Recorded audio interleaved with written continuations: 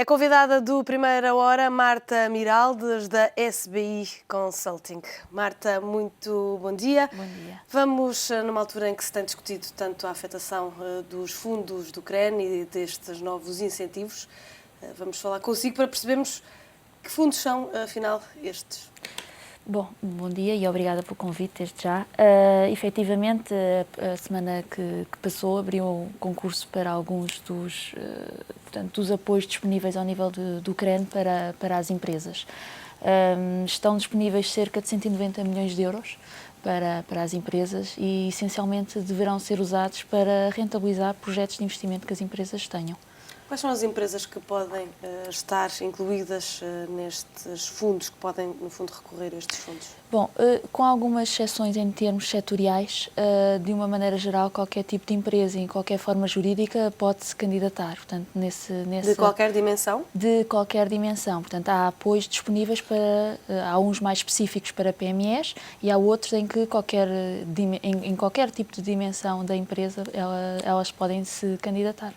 E estes incentivos que agora são disponibilizados dividem-se de alguma forma em setores, em tipos de candidatura, de investimento? Essencialmente abriram três, nestes que eu mencionei há pouco. Uma é especificamente para PMEs e tem a ver com apoio em áreas de competitividade da empresa, ou seja, nada que tenha a ver com o core business do negócio, mas áreas que podem claramente, com que as empresas ganham competitividade no mercado e muito focalizado para a questão da internacionalização, que claramente é um dos fatores transversais a qualquer um destes apoios que abriu a semana passada.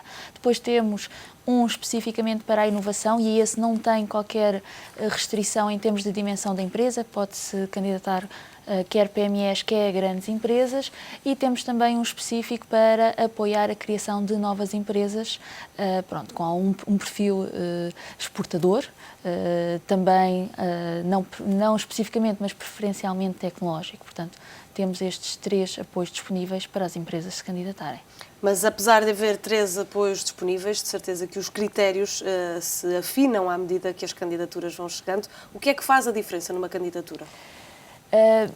Tem que ser efetivamente um projeto consistente.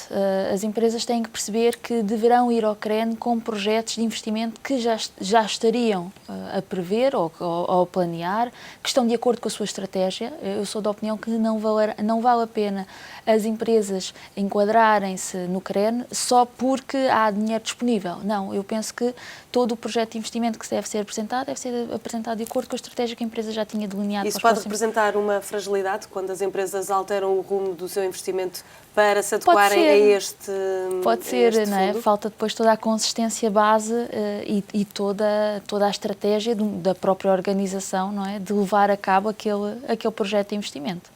Que erros é que se devem evitar? Os empresários que nos estão a ouvir, o que é que devem evitar fazer no que respeita ao acesso a estes fundos?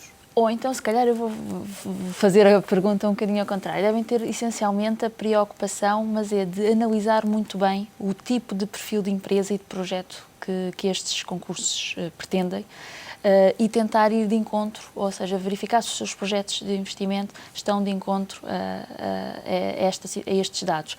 E depois a questão da internacionalização, claramente, é um fator que é transversal a todos eles, como eu já mencionei, e quer queiramos, quer não, e devido aos recursos escassos, não é, que a própria economia portuguesa tem, é um fator essencial que as empresas têm que ter nos seus projetos.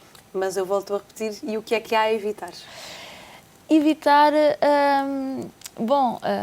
não devem forçar, não é? Um bocadinho como há bocado estava a dizer, não devem forçar na sua estratégia a colocação de um projeto desta natureza, porque tem que haver uma partilha da própria entidade, da própria organização, da própria estrutura de recursos humanos para com ele. Devem evitar também forçar colocar algum tipo de despesas que à partida não iriam fazer, não é? Só porque está dinheiro disponível, iriam forçar a colocar no seu plano de investimento, porque normalmente depois na implementação não corre da melhor forma. O que é que falha nestes projetos quando os empresários tentam uma candidatura? O que é que às vezes não têm em linha de conta para que as candidaturas sejam bem-sucedidas? Eu penso que, essencialmente, esquecem-se de olhar um bocadinho de como é que o projeto é avaliado. Ou seja, olham apenas para o perfil de empresas que pretendem que se apresente candidaturas, ou seja, empresas exportadoras ou em início de internacionalização, e esquecem-se de olhar mais para como é que o próprio projeto é avaliado. E, portanto, aí está muito do sucesso da aprovação das candidaturas, é perceber ou não se vamos de encontro àqueles indicadores, que alguns são quantitativos, outros qualitativos, mas essencialmente relativamente aos quantitativos, se vamos ou não de encontro e conseguimos a tal taxa máxima ou não em cada um dos indicadores. Falando em taxa máxima, quanto é que uma empresa pode receber se conseguir ser elegida para este fundo? Estamos a falar de diferentes taxas e não estamos aqui a falar de um outro apoio que não abriu a semana passada, mas que também está aberto, que é o de investigação e desenvolvimento tecnológico. E em qualquer uma delas, em uma forma máxima, estamos a falar de um apoio de 75%.